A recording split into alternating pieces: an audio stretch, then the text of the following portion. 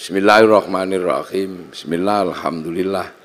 Wassalatu wassalamu ala rasulillah Sayyidina Muhammad ibn Abdillah wa ala alihi wa ashabihi wa azwajihi wa dhurriyyatihi wa ahli baitihi wa man tabi'ahum bi ihsan ila yaumil qiyamah. Bapak Dirut, Pak Doso, berarti anak ke-10.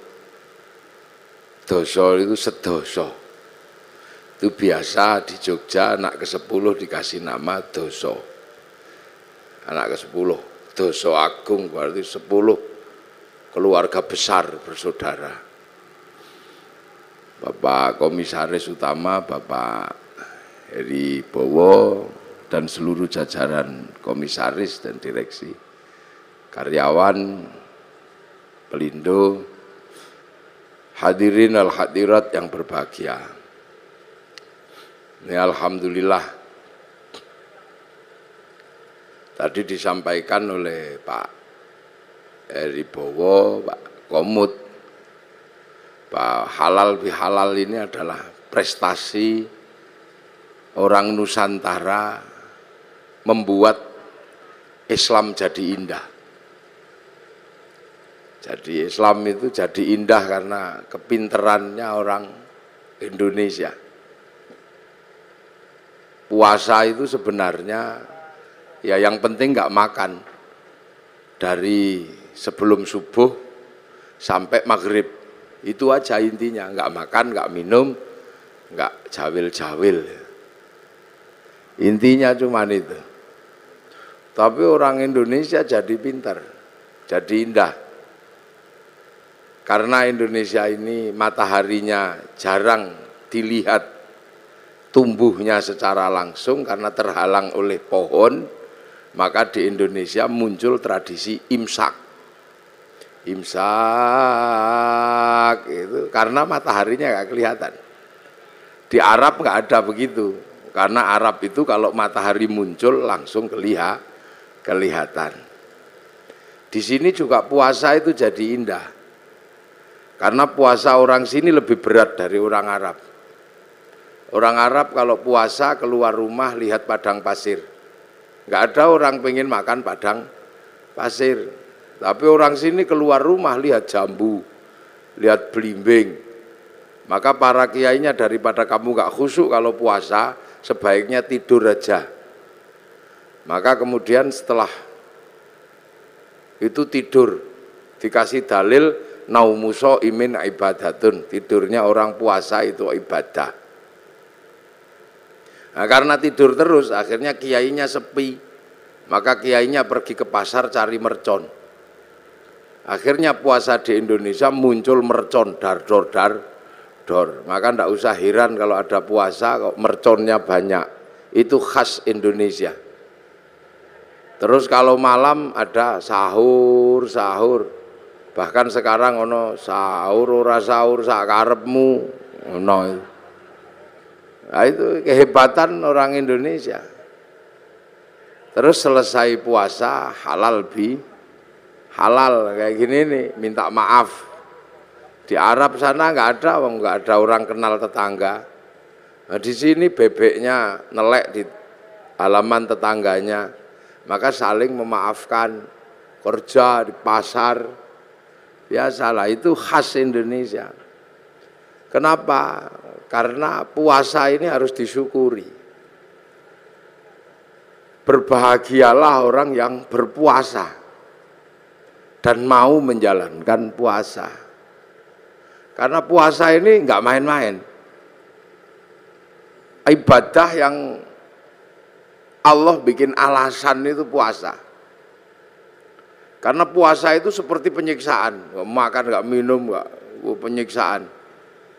Tapi Allah kasih alasan, puasa ini bukan kamu saja, tapi orang dulu juga tak suruh puasa.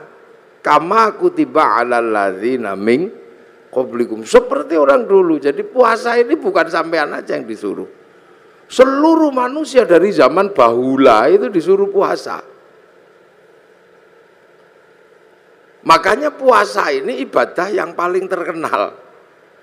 Karena puasa ini ibadah kuno, kurikulum lama. Ibarat sekolah kurikulum yang nggak pernah hilang itu berhitung. Matematika itu nggak pernah hilang kurikulumnya. Puasa itu juga sama, kurikulum kehidupan yang nggak pernah dihilangkan oleh Allah. Semenjak zaman Nabi Adam sampai Nabi Muhammad. Nabi Adam itu puasa juga. Sehari di bulan tanggal 13, 14, 15 rembulan itu puasa. Terus 27, 28, 29 akhir bulan namanya puasa Ayyamus Sud. Kalau hari terang puasa Ayyamul Bid. Nabi Idris juga puasa, dikenal dengan puasa tanpa nyawa, bila roh. Makanan tidak ada nyawanya, tanpa ikan, nasi mutih nih cara orang sekarang. Nabi Dawud juga puasa, sehari iya, sehari enggak. Nabi Musa sebelum naik Gunung Tursina puasa. Nabi Ibrahim puasa. Nabi Isa diajari puasa. Nabi Muhammad juga masih diajari puasa. Dan Nabi Muhammad dikatakan oleh Allah, kama kutiba alal ladzina min qablikum. Seperti orang dulu. Makanya puasa ini dikenal semua manusia. Bahkan semua agama kenal puasa. Itu uniknya puasa. Dulu ada agama kuno, sekarang punah agama itu. Namanya agama Zoroaster. Nabinya Zarathustra. Ajarannya nihilisme. Kalau orang Jawa bilangnya suwung. Itu Tuhannya dua. Tuhan terang namanya Ahriman, Tuhan gelap namanya Ahura Mazda. Nah, dua Tuhan ini suka kelahi. Usil. Tuhan terang penguasa matahari, Tuhan gelap penguasa rembulan. Kalau dua Tuhan ini kelahi, Tuhan terang kok kalah gerhana matahari. Orang Zoroaster puasa 3 bulan. Kalau Tuhan gelap kalah gerhana matahari, puasa 40 harian gitu.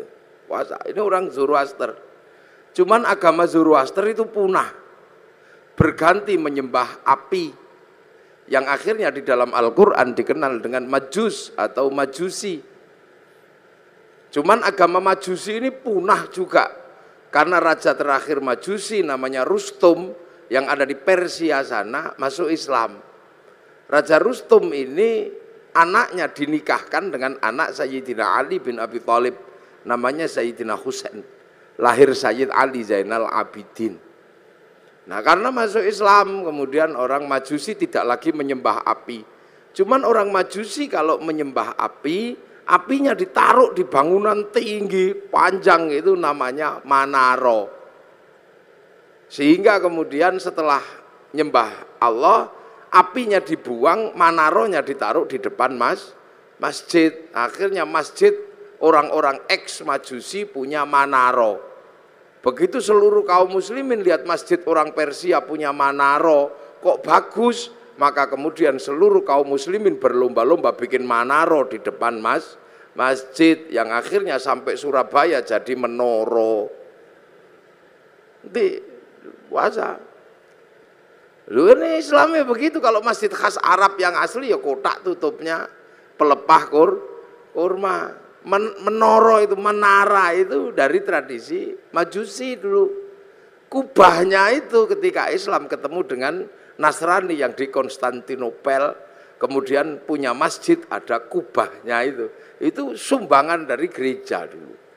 Makanya kubah masjid sama kubah White House itu sama, kubahnya istananya Presiden Amerika ya sama, kubah. Lah itu.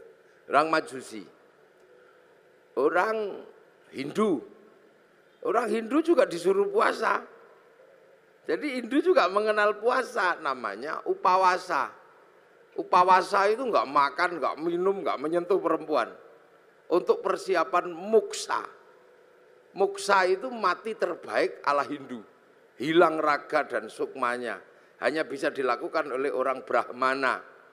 Kalau orang kesatria nggak bisa hilang, maka dibakar, dingaben. Kalau di bawahnya ada kasta namanya Wisya, pegawai negeri. Nah, sampean-sampean pegawai ini kastanya Wisya.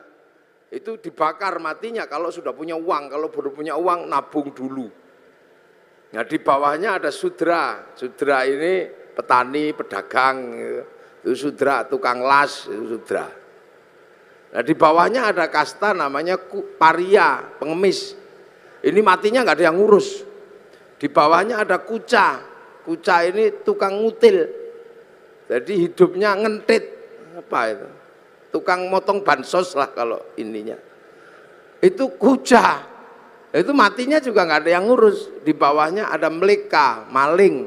Kalau ketahuan lari. Tapi di bawahnya ada namanya candala, maling kalau ketahuan berani.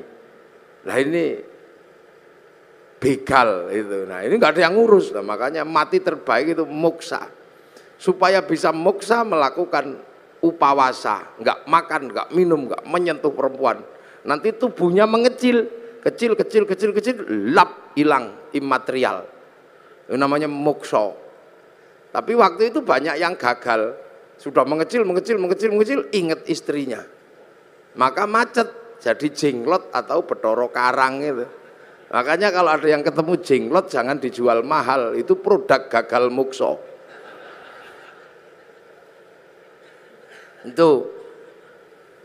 Itu asalnya begitu. Makanya dulu terus orang-orang di sini mengambil ajaran yang lebih mudah, bukan menahan hawa nafsu tapi ngumbar hawa nafsu. Namanya ajaran Bhairawa Tantra.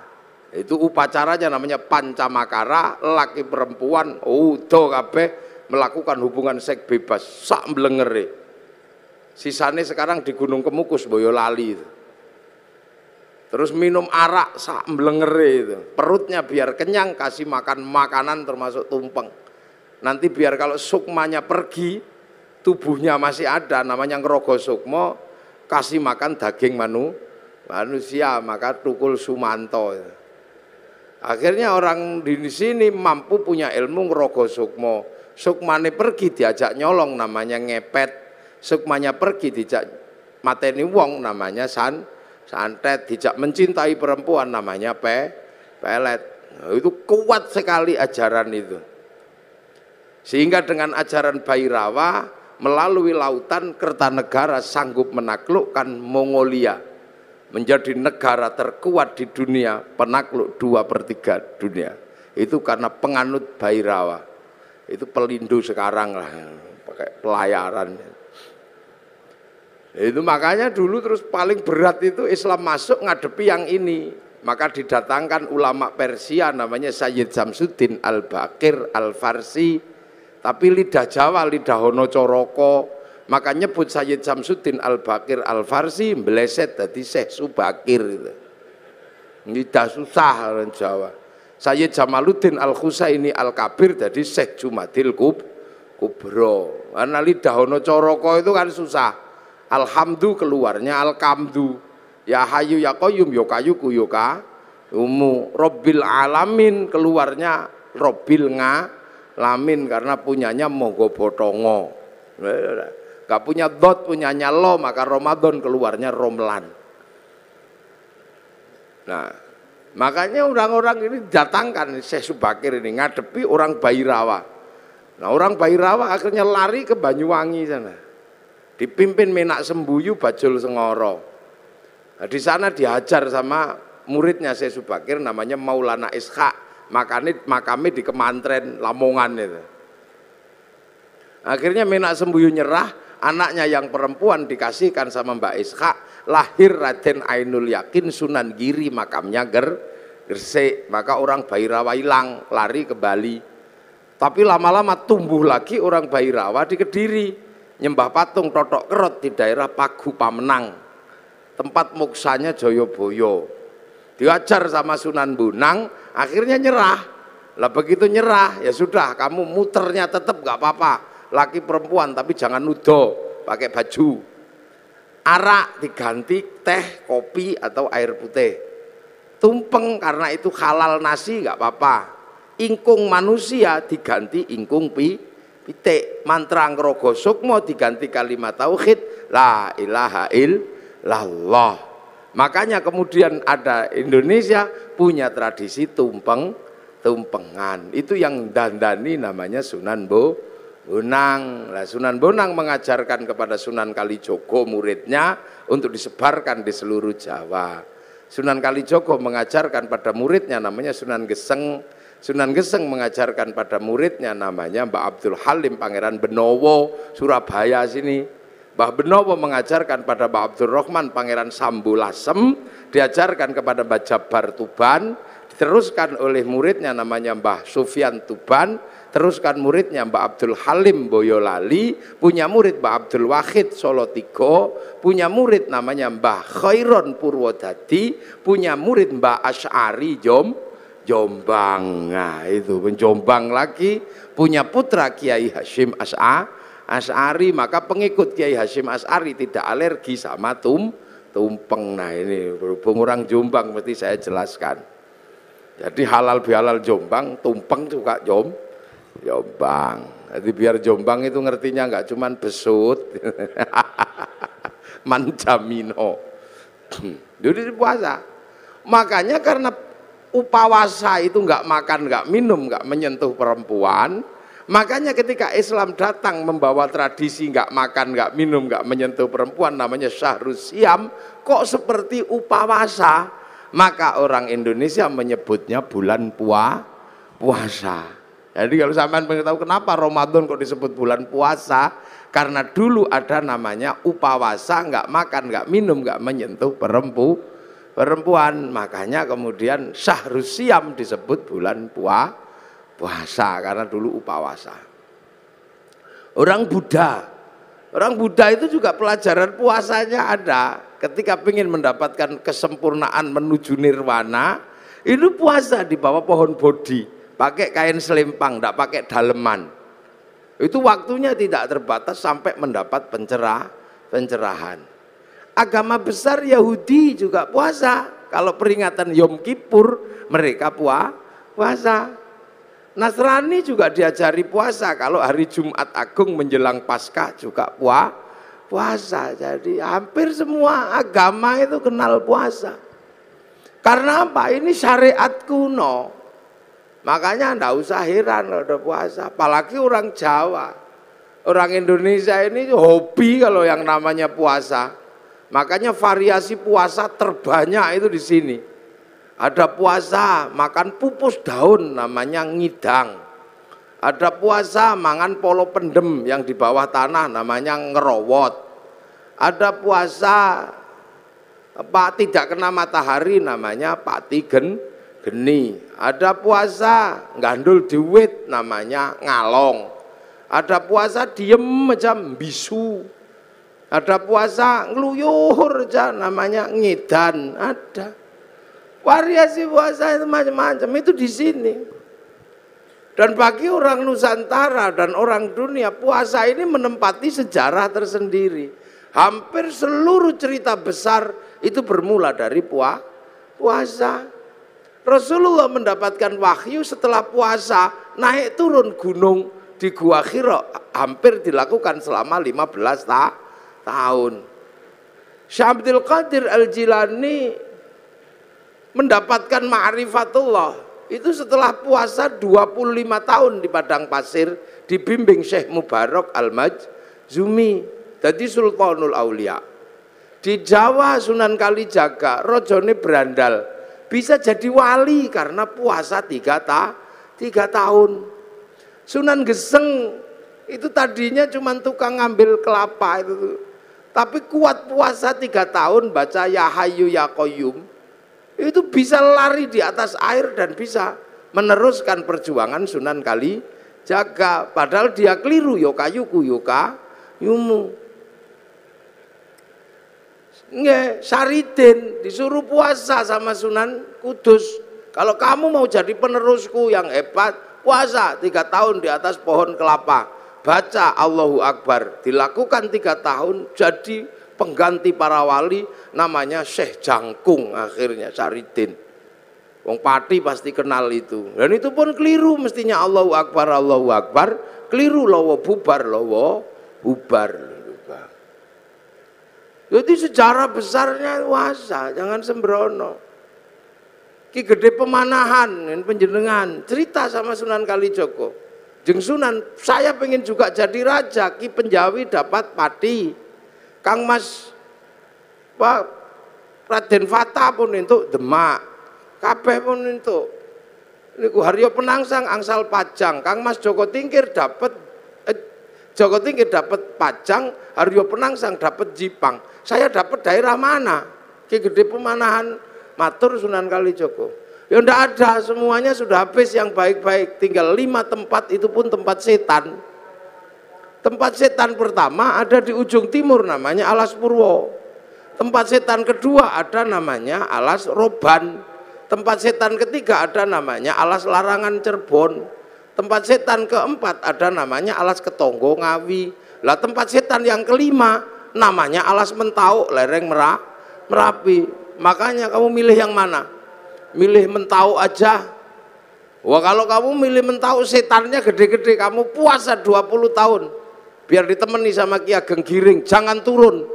Puasa 20 tahun di Bang Lampir Gunung Kidul. Ini Pak Doso pasti tahu itu. Itu bekas bokongnya itu sampai nyitak begini. Akhirnya apa? Mampu betul Bubak Alas Mentau. Ditemani Ki Gede, Ki Gede Pemanahan temani Ki Ageng Giring. Bubak Alas Mentau punya anak namanya Danang Sutawijaya, mampu menjadi raja. Bubak Alas bikin negara namanya Mataram.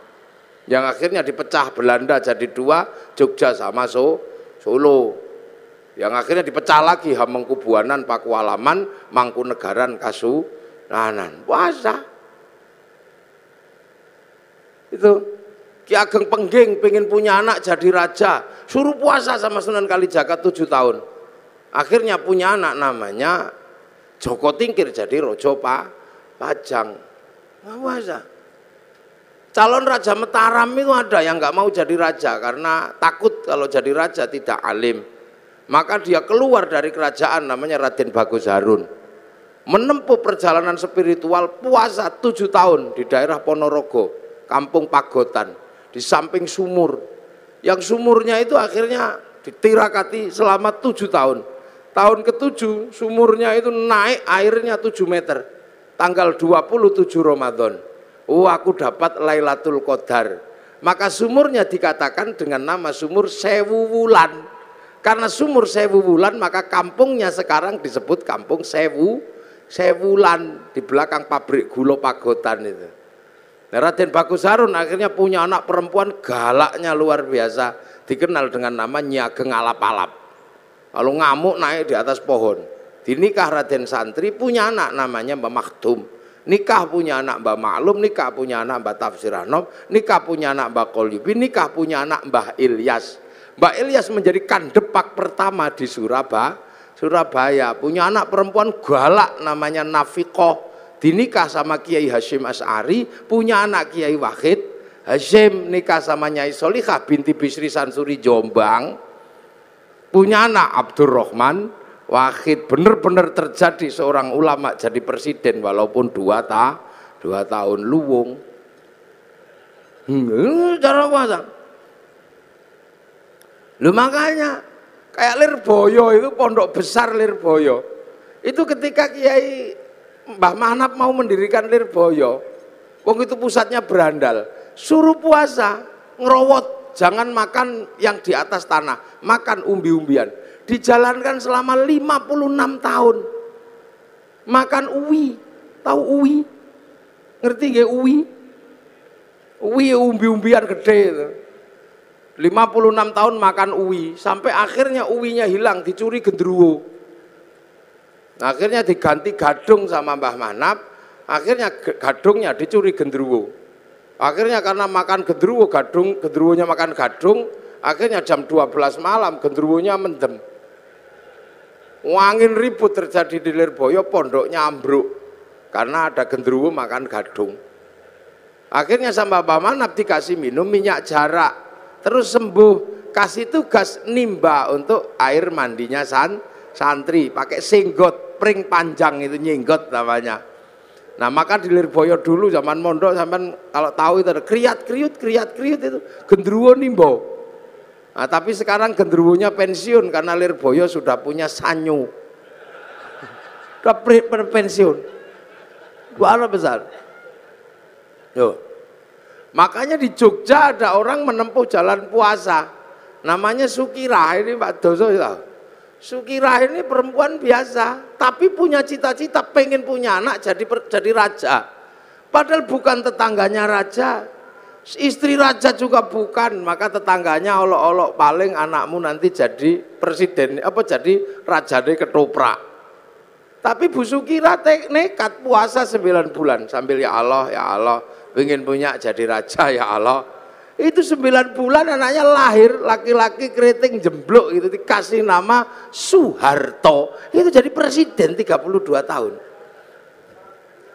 Nah, itu makanya dulu jalan puasa ini banyak ditempuh oleh nenek moyang kita. Pengen istri cantik kok ditolak. Orang dulu puasa. Masuk masjid kalau santri baca ya Rahmanu ya Rahim. 7 hari 7 malam I love you. Lah ya, kalau nggak mau ya Rahmanu ya Rahim ya cari pohon besar, bawa beringin di kantor Pelindo itu, baca sunah mata kaji ajiku jaran goyang, ya I love you sama saja, yang penting puasa. Lu puasa ini menghasilkan energi yang luar biasa. Ini yang kadang manusia akhir nggak ngerti. Makanya ayam aja ngerti, kalau pengen neteskan telur puasa 21 hari.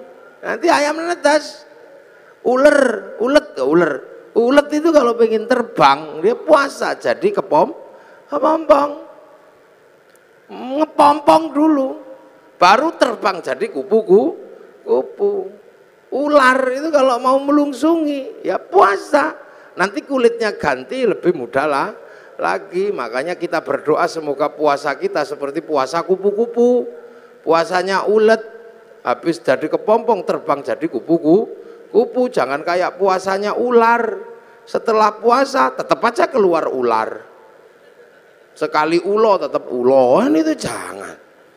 Puasa. Dukun-dukun bayi dulu itu bodoh-bodoh, ndak pinter cuman yok lo kuato. Tapi puasanya kuat ya brul gitu ya keluar. Dan puasa ini nggak pandang bulu. Dibikin baik ya mandi, dibikin jelek ya mandi. Makanya dukun-dukun santet itu kalau puasanya kuat, santetnya ya teksek.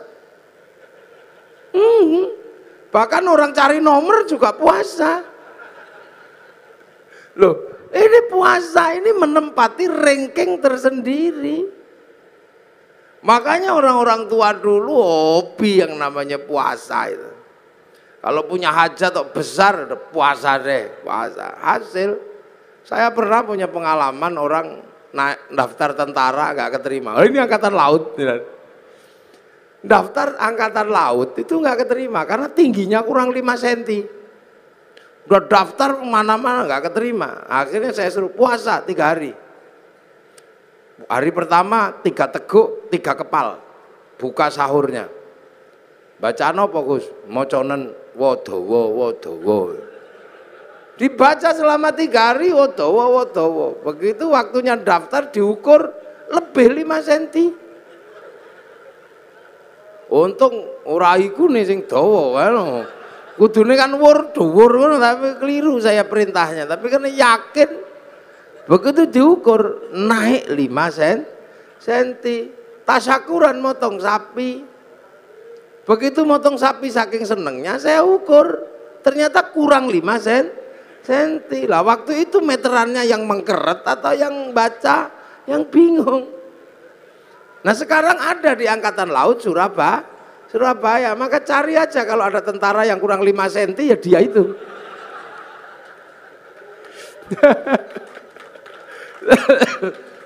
Ini puasa. Makanya nenek-nenek moyang kita kuat-kuat.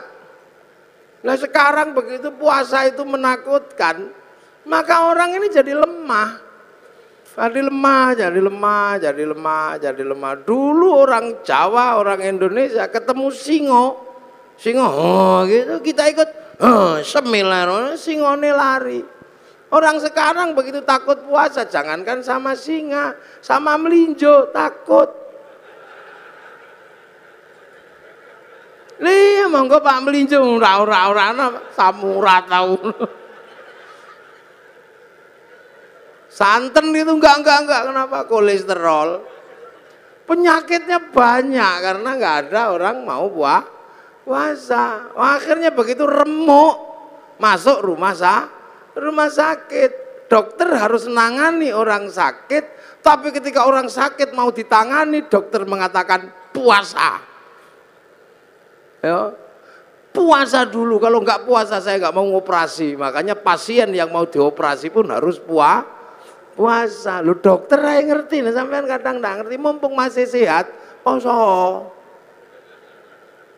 Jangan kok tiap bulan puasa datang poso maneh. Itu caranya Allah. Dari dulu manusia dikasih senjata yang luar biasa namanya puasa. Gitu. Makanya kalau ada people power enteng-entengan, ada puasa enteng-entengan. Apa puasa enteng-entengan? Diet. Nah, diet itu puasa enteng-entengan. Kan Pak Amin kan mengatakan ada people power enteng-entengan.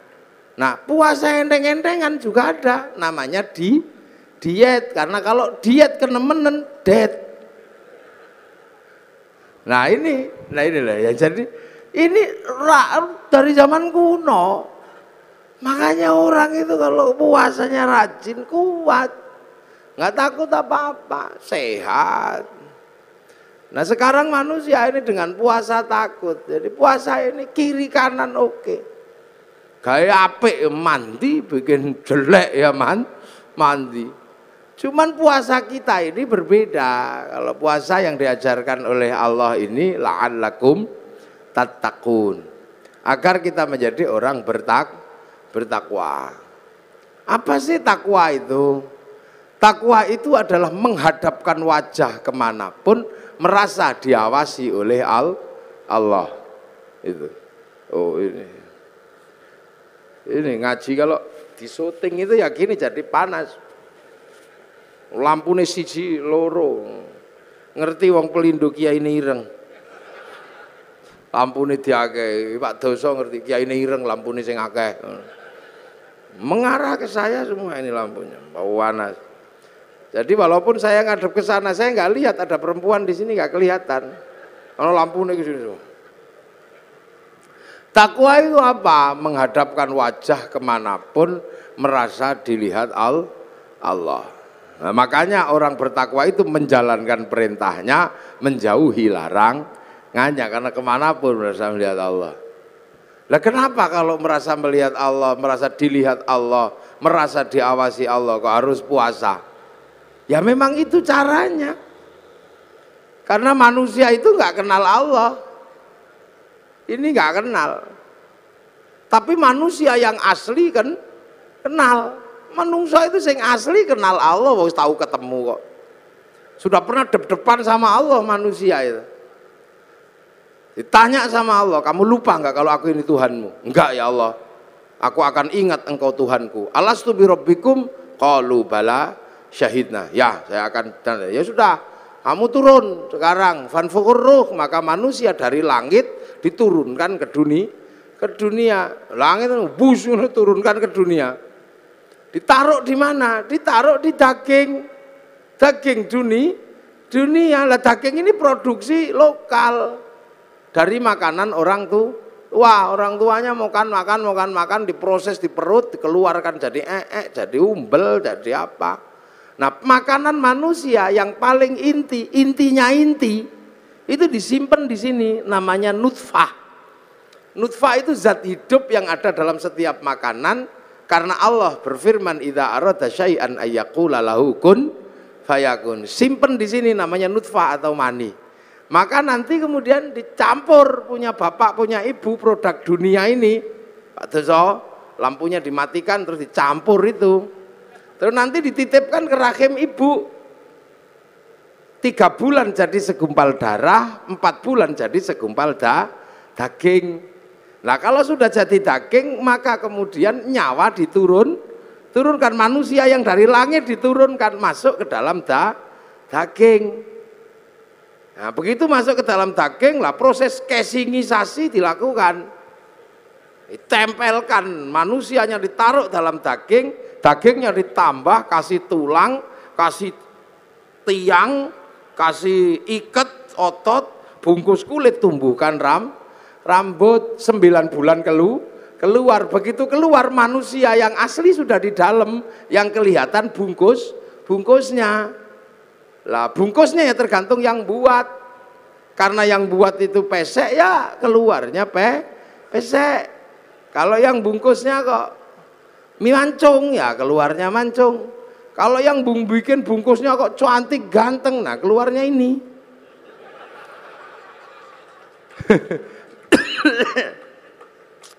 Lah ini maka perempuan itu tempat menanam.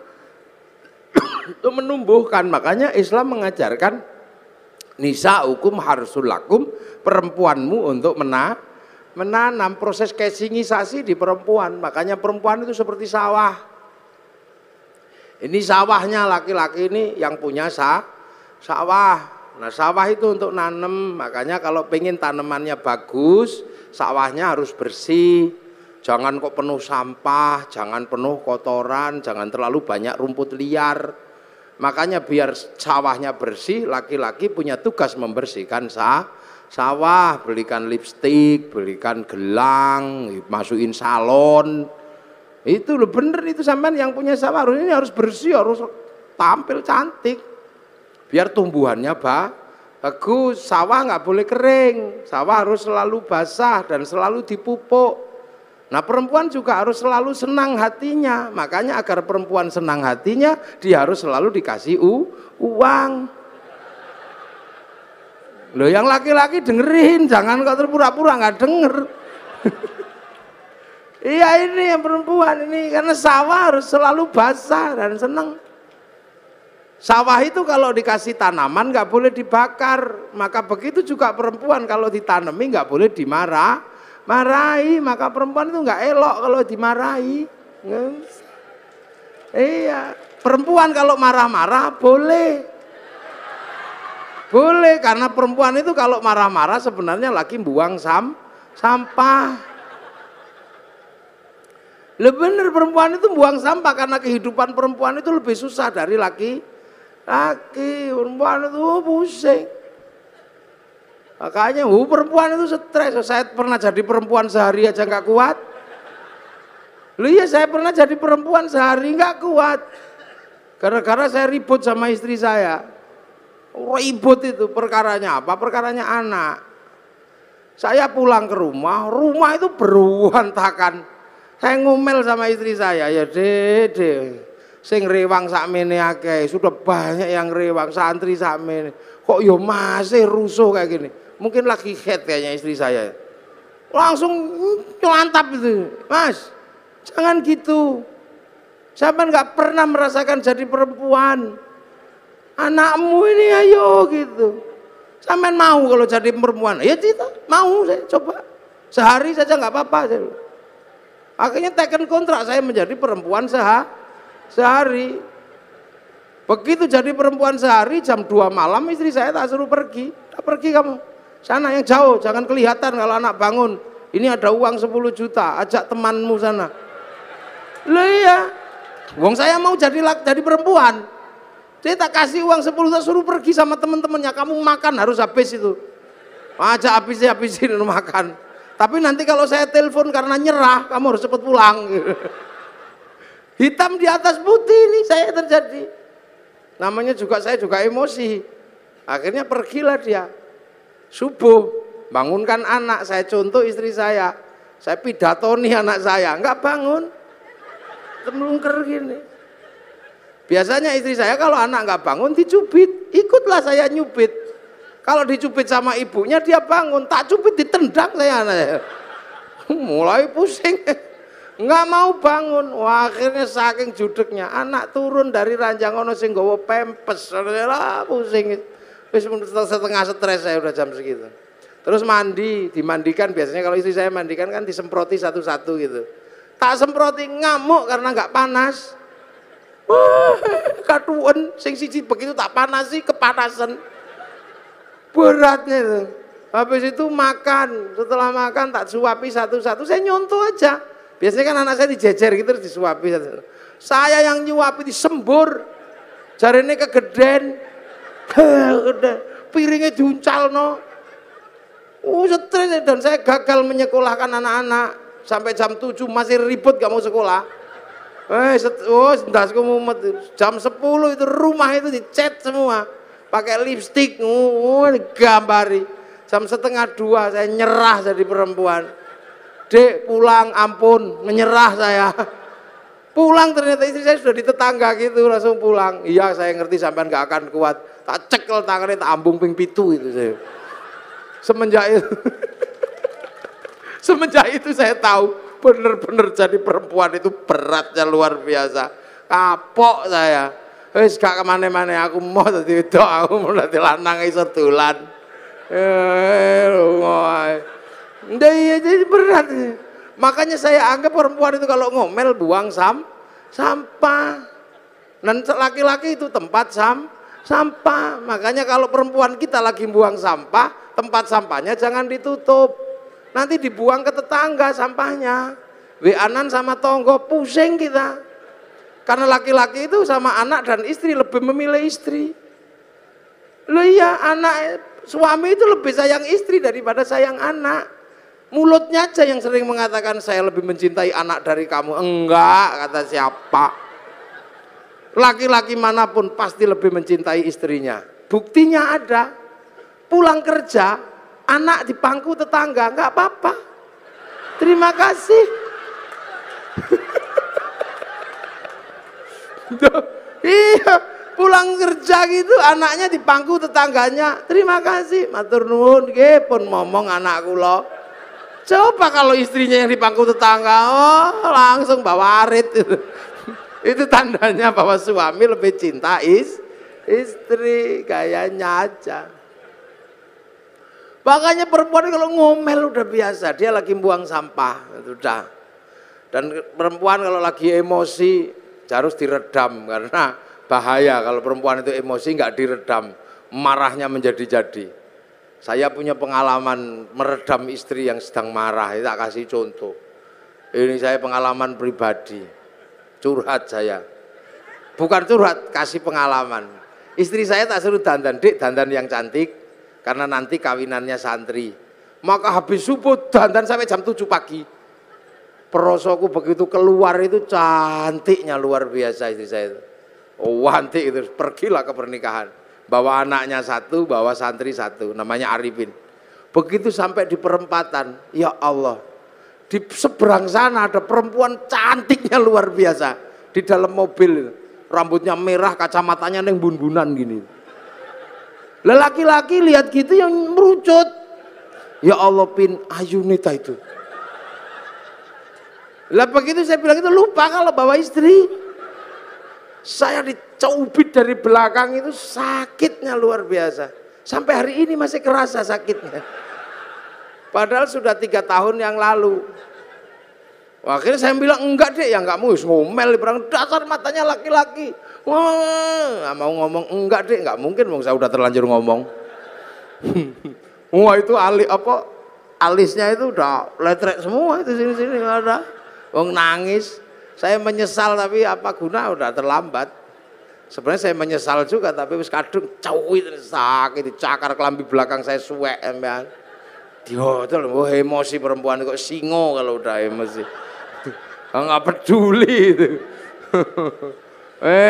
Perempuan itu kalau udah emosi enggak peduli mau dimanapun lagi. Cakar-cakar udah. Akhirnya saya redam, Dek. Memang aku tadi lihat perempuan cantik. Iya, tapi dasar matanya laki-laki. Udah tersembunyi masih bisa dilihat. Iya karena aku laki-laki, Dek.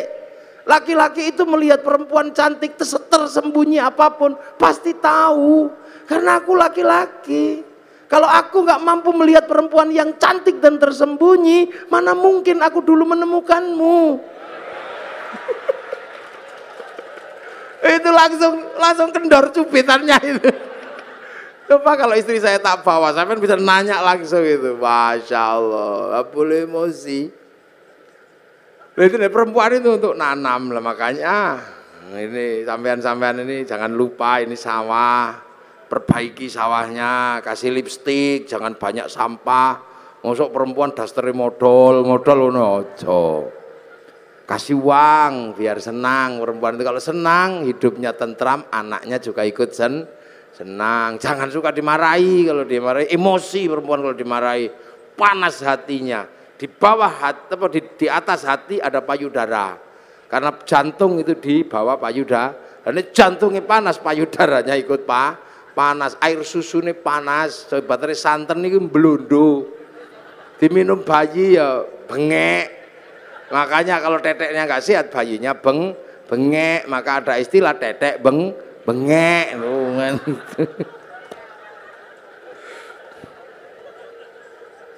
Loh itulah perempuan itu nanam untuk membuat proses casingnya manusia lah. Casing ini dunia. Makanya manusia ini casingnya aja ini. Tergantung yang nyita aja, ini dunia ini casingnya. Tangan ini dunia, maka dia senengnya dunia. Mata ini dunia, wong dari produk dunia kok. Makanya tangan laki-laki dimanapun kalau lihat bokong pasti pengen demek.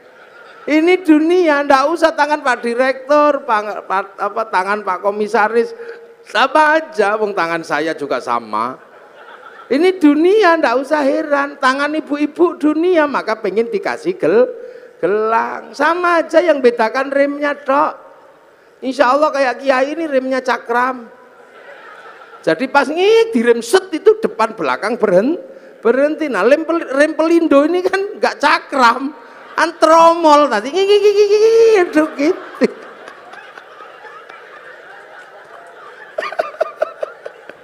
Lah ini dunia. Loh makanya yang dunia, yang berasal dari dunia, ya senengnya dunia. Mata ini ya senengnya dunia. Kaki ya senengnya dunia, telinga senengnya dunia. Nggak usah heran. Makanya kalau kita dengar adzan Allahu Akbar, Allahu Akbar, yang nyawanya, yang manusia, yang asli, yang dari langit, yang kenal Allah, tek pengen sholat. Tapi bokong ini kan dunia. Makanya ya duduk aja. Sampai kiainya Robbana ya Robbana, karena nunggu bokongnya belum berangkat. Robbana ya Robbana udah kelamaan nggak dateng ya tombo ati wis pegel yo nambani atine dhewe. Kalau udah capek nggak dateng baru kiainya ngamuk, diuruki anjang baru jeruan dal teko itu. Nah, itu dunia ya begitu. Ada orang minta gitu, paring den, tek pingin ngasih yang nyawa ini, yang akhirat. Tapi tangan ini kan dunia, begitu masuk saku, oh kasap 1.000, minggir 50, cari yang 2.000, lemas itu ya biasa. Yang donyo. Makanya jangan heran kalau sholat Allahu Akbar. Ini kan pengen ngadep Allah, ini wajah tuh iya. Tapi mata ini dunia, ya nggak bisa. Begitu melek ini ya. Oh sarungnya bolong ya, nggak bisa. Allahu Akbar. Kuping ini dunia, begitu toh tet, bel kantor masuk. Kalau ada bakso, ting, bakso. Hujan gratak, ya Allah sepatuku kudanan. Nggak bisa yang dunia, wong ini memang dunia. Allahu Akbar. Bismillahirrahmanirrahim. Sabbihisma rabbikal a'la alladzi khalaqa fasawwa walladzi qaddara fahada. Suwe. Lama ini yakin suwe.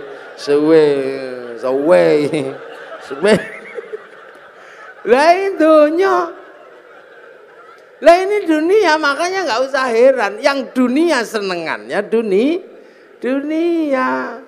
Tetapi kan ini raga punya tugas menghantarkannya nyawa. Sama dengan padi punya tugas mengantarkan beras. Sama dengan debok punya tugas mengantarkan pisang. Lah manusia punya tugas menghantarkan innalillahi wa inna ilaihi raji'un. Makanya nanti tiba-tiba ya sudah, satu saat ini semua akan kembali. Nah yang kembali apa? Ya nyawanya. Yang dari dunia ya dikembalikan lagi ke tanah.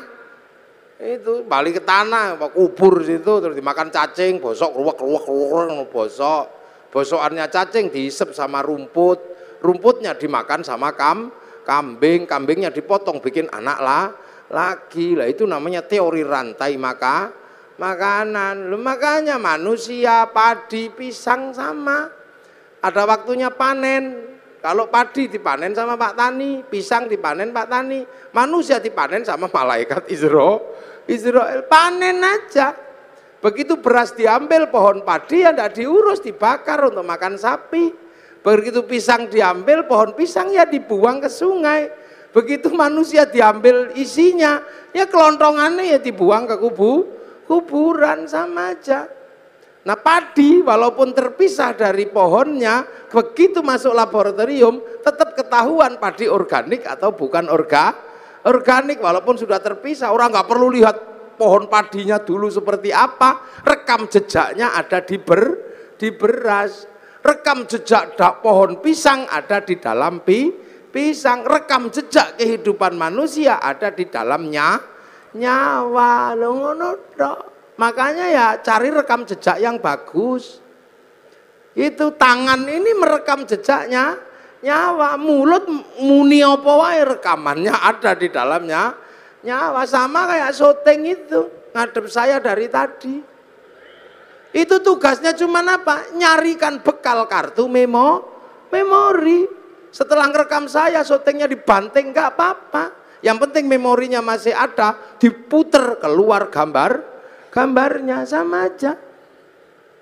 Manusia juga gitu, makanya cari rekaman yang bagus. Nah, orang tidak mendapat rekaman bagus kalau nafsunya tinggi, egonya tinggi. Lah ego itu ada di dalam jasad, makanya jasad disuruh ngurangi makanannya agar ego jasadnya turun. Makanya kalau mata melihat gini, egonya turun, lihat istri gemuk, alhamdulillah, egonya udah turun, alhamdulillah gemuk. Tanpa tak kasih makan 3 hari juga masih hidup. Akhirnya ruhani kita merekam alhamdulillah. Tangan pegang panas, masya Allah. Tapi kalau ego tangannya tinggi megang telek, oh telek ini ya yang terekam telek. Sendal hilang, kalau egonya sudah turun, sendal hilang, masya Allah. Tapi ini egonya tinggi, sendalnya hilang, waduh sih ya sudah, kambing ini. Akhirnya yang terekam itu kambing. Begitu masuk laboratorium kok ada kambing dipanggil, "Beng, kok kamu ada dalam hatinya orang ini?" "Iya ya Allah, fitnah itu ya Allah." Fitnah itu, hoax itu dulu. Saya nggak terima karena saya difitnah nyuri sendal. Padahal seumur-umur tidak ada kambing nyuri sendal. Lu itu ada, makanya rekaman ini itu. Pelajaran dasarnya itu sebenarnya. Makanya manusia harus punya rekaman yang baik. Lihat Pak Preskom gini, oh ulang tahun, alhamdulillah beliau belum ada ubannya. Lu kan keluar. Nah kalau yang egonya tinggi, udah setua itu, masih nggak ada ubannya, pasti semir 1 kilo itu. Akhirnya rekaman disinya semir 1 kilo. Tapi kalau egonya turun, alhamdulillah. Kita ini punya chip namanya nyowo. Sampean jangan lupa, lihat apapun direkam oleh nyowo. Seperti kamera itu, lihat saya, gitu nanti rekamannya ada itu setting. Kalau musim kampanye, ada, ada.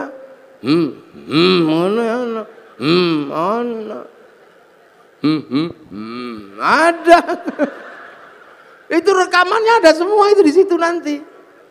Sama dengan manusia, dingke wong adus, ono sesuk rekamane.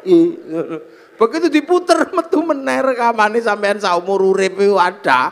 Makanya rekamlah yang yang bagus. Nah, agar rekamannya bagus, nafsunya harus diturunkan. Lah, nafsu diturunkan dengan cara puasa. Makanya orang kalau puasanya ini kuat, nafsu egonya tuh turun. Sebab apa?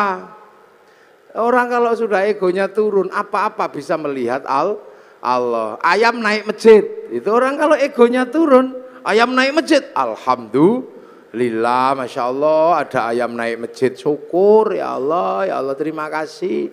Kenapa? Karena kiai akhirnya bisa mempraktekkan bagaimana membersihkan tele ayam dari atas masjid.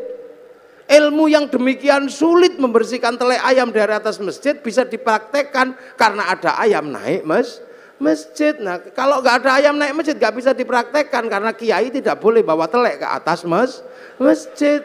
Jadi alhamdulillah ilmu bisa dipraktekkan karena barokah pitik. Makanya hati-hati, nafsu itu mengingkari Allah. Contoh, ini mudik lebaran. Orang Surabaya ini yang paling seneng dulu itu rujak cingur. Akhirnya karena musim lebaran cari rujak cingur kemana-mana nggak ada. Sana nggak ada, ke sana nggak ada. Sampai seminggu kepengen rujak cingur. Bayangkan rujak cingur saja udah ngiler. Akhirnya pas halal bihalal ke tempatnya Pak Dirut, Pak Doso, ada rujak cingur. Seminggu kepengen rujak cingur ada. Ya halal, ya silakan makan tapi hati-hati. Kalau saya nggak berani makan. Karena itu bisa jadi halal buat jasmani tapi haram buat rohani. Karena nikmatnya mesti luar biasa. Wong kepengen seminggu. Begitu setelah dari Pak Doso seminggu kepengen rujak cingur dapat, tiba-tiba besoknya ke tempatnya Pak Pres, Pak komut. Nah, istilah yang susah buat kiai itu komut itu komisaris utama. Nah itu kemana Pak komisaris itu tiba-tiba ada ini rujak cingur yang sama. Tapi karena kemarin sudah dapat akhirnya monggo. Sampun Pak, sampun. Monggo, sampun. Karena udah nggak kepengin. Tapi karena nggak enak sama Pak komisaris ya dimakan. Enak tempatnya Pak Dirut. Padahal begitu zaman muni enak tempatnya Pak Dirut, zaman ribut sama Allah. Wong hari ini dibagi yang ini kok masih nggak terima membayangkan yang kemarin. La in syakartum la azidannakum wa la in kafartum inna adzabi lasyadid. Nah inilah. Jadi ini makanya orang kalau puasanya kuat-kuat, ini enak, nafsunya turun kemanapun kembali kepada Allah. Lah itu loh, maka la'allakum tattaqun, semoga kita menjadi orang yang bertakwa. Lah makanya nafsu ini kalau udah turun hidup jadi enak, indah. Makanya kita ini kalau orang-orang yang sudah bertakwa enak, lihat apapun kembali kepada Allah. Ini di belakang ada tema keragaman, ya keberagaman apapun juga dari Allah. Makanya orang nafsunya turun ya nggak ribet. Lihat orang Jepang nggak perlu emosi, lihat orang Cina nggak perlu emosi, lihat orang Yahudi nggak perlu emosi. Toh kita hidup bersama-sama. Sekarang orang Jepang nggak datang, tapi mic-nya datang. Ini kan bikinan Jepang. Ya, jadi kita ngaji ini pun melibatkan orang Jepang. Kita ngaji melibatkan kipas angin, mereknya Mas Pion, Cino sih gawe. Kalau kita malam longok-longok pengen ngerokok, gudang garam Cino. Pergi haji kita nggak bisa jalan kalau nggak ada pesawatnya orang Yahudi. Wong Pak Habibie disuruh bikin pesawat nggak jadi, wong namanya tetuko. Sing teko ra tuku, sing tuku ra teko. Makanya kiai-kiai nggak ada yang ribet. Istri kita cantik-cantik karena parfum dan bedaknya orang Prancis. Nasrani karena bedak Surabaya nggak mau make, wong beras ditumbuk ya blonteng kah. Biasa aja hidup itu begitu. Iya kita ngaji gini misalnya, ya ngaji ini baik, wong pengajian. Ya makanya kalau saya mengatakan saya lah orang terbaik hari ini, ya bisa saja, wong saya sendirian ngomong di depan minumannya banyak. Tapi saya juga nggak bisa terbaik di sini karena baiknya saya ada panitia yang bikin pengajian. Kalau nggak ada panitianya ya saya nggak ada di sini. Lah terus siapa yang terbaik? Ya panitia pasti mengatakan saya yang terbaik. Saya mengatakan kalau saya nggak datang pengajianmu jelek. Lah itu baru 2 udah ributnya luar biasa. Belum lagi kalau sampean ikut-ikutan. Ya ini menjadi baik karena saya mau hadir. Coba kalau saya nggak ada yang datang, itu bukan pengajian namanya. Lah apa? Cek sound. Bukan kayak gini. Lah orang-orang yang sudah mengembalikan semua kepada Allah, enak, nggak ribet, biasa aja orang.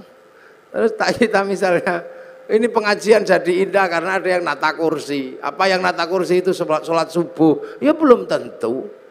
Jangan-jangan yang nata kursi nggak sholat subuh, tahu. Sama kita makan jadi enak karena apa? Ada bumbu. Bumbu bisa enak karena diulek pakai cowek. Kita nggak pernah tahu waktu bikin cowek itu bikin cobek. Jangan-jangan pas airnya kurang dikencingi juga nggak tahu gitu. Hidup itu indah. Jadi orang itu kalau sudah mengembalikan semua kepada Allah, nyaman, udah gak ribet. Orang Surabaya ini nggak punya garam, yang punya garam orang Madura. Sampai nggak tahu waktu orang Madura bikin garam, jangan-jangan kebelet pipis kolamnya dipipisi, ya nggak ngerti kita. Makanya jangan mudah berburuk sangka sama orang, biasa aja hidup itu. Ini makanya akhir-akhir ini begitu orang takut puasa, ini orangnya ribut aja, dikasih apa ribut, dapat apa ribut, itu biasa aja. Ini ngaji, ya ini ngaji, ini minumnya kopi. Kopi ini kita nggak ngerti, jangan-jangan yang metik kopi ini belum gajian, ini kita nggak tahu. Jangan-jangan yang metik kopi malah mati digigit ular. Maka semua kembalikan aja deh kepada Allah. Nah ini syaratnya apa? Nafsunya turunkan. Minimal dengan mengurangi makan kita bisa berlatih untuk menghadirkan dalam setiap kehidupan merasa ada Allah. Sehingga apapun rekamannya bagus. Makanya kepala sering diajak ngerekam. Kalau zikir la ilallah. Biar kepalanya ini merekam Allah, tangannya pakai tasbih, Allah, ya Allah, ini rekamannya Allah. Semua direkam, makanya sampean jangan heran. Rekaman kita ini terhubung langsung dengan servernya Allah, namanya Lauhil Mahfud, sama kayak sampean. Karena punya kartu handphonenya, bisa di GPS kemanapun, sama dengan manusia, mau lari kemanapun di GPS sama Allah. Loh ya inilah, nah ini yang bisa kita ambil dari yang namanya puasa itu ini. Nah ini halal bihalal ini. Pak ini amma ba'du. Nah ini baru muqaddimah selesai. Lu saya belum mulai ngaji. Lah kan saya baru amma ba'du. Lu ngajinya kiai itu ada amma ba'du. Dari tadi sudah amma ba'du belum saya? Ya belum. Ini baru amma ba'du, jadi ini baru muqaddimah. Ini baru pembukaan. Lah inilah artinya ini, pokoknya tahun depan ini jangan kaget, puasa aja deh. Itu jadi jalani puasa dengan sukacita. Makan ya silahkan. Boleh kok puasa itu kalau nggak tahan makan. Boleh aja, tapi jangan masuk ke belakang kindil-kindil itu. Aman haus pengen es jeruk, apa pengen es kopior gitu, minum aja. Kemu boleh. Yang penting tidak masuk ke belakang kindil-kindil di leher ini loh. Batas mulut itu kan di kindil-kindilnya itu. Makanya sikatan boleh, nyicipi makanan boleh, tapi jangan masuk ke belakang kindil-kindil itu. Batas mulut itu bukan di sini, tapi di dalam ini. Yang ada kiwil-kiwilnya itu loh. Nah, kalau tidak masuk ke belakang itu, kemu boleh, sikatan boleh. Apalagi sikatan karena bukan makanan, jadi tidak ada orang niat makan odol, itu tidak ada. Tapi kalau es campur begitu masuk ya haram, langsung batal. Enak kok puasa itu. Yang tidak boleh itu ngentut di air. Karena kalau ngentut di air, airnya langsung masuk jerup ke dalam. Saya udah membuktikan berkali-kali kalau renang kentut, begitu yang keluar pertama air. Cur gitu. Makanya sampean kalau enggak bisa paling gampang kentut di dalam air, nanti dia berfungsi seperti apa? Yang biasa dicelup itu apa? Dul kolak, sama kayak gitu. Nanti terus langsung mulek terus keluar. Nah itu tidak boleh, makanya puasa itu nggak boleh kentut di air karena airnya masuk. Tapi kamu nggak apa-apa, ngemut permen lollipop juga nggak apa-apa. Yang penting tidak masuk ke belakang kintil-kintil itu, Bang, itu batasnya di situ. Itu batas minimalis pokoknya. Jadi puasa itu. Kangen sama istri, wel enggak apa-apa, boleh. Yang penting jangan di situnya aja. Ini yang kadang orang tidak memahami, dipikir ngono ra oleh demok, boleh aja. Keuangan wel gludung. Yang penting jangan itunya aja. Kalau bisa, kalau enggak ya jangan. Duit apa sih itu? Sore-sore masak, ngicipi boleh, yang penting tidak ditelan sampai ke belakang. Kintil. Itu aja. Nah inilah makanya semoga ini mengingatkan kita semua tentang puasa. Selebihnya nanti ada hal yang lain. Kalau masih ada waktu ya kapan lah kita sambung lagi. Ini muqaddimah aja untuk menjelaskan biar kita nggak takut puasa. Karena puasa ini kama kutiba alal ladzina min qablikum. Mudah-mudahan ada manfaatnya. Ihdinas siratal mustaqim. Assalamualaikum warahmatullahi wabarakatuh.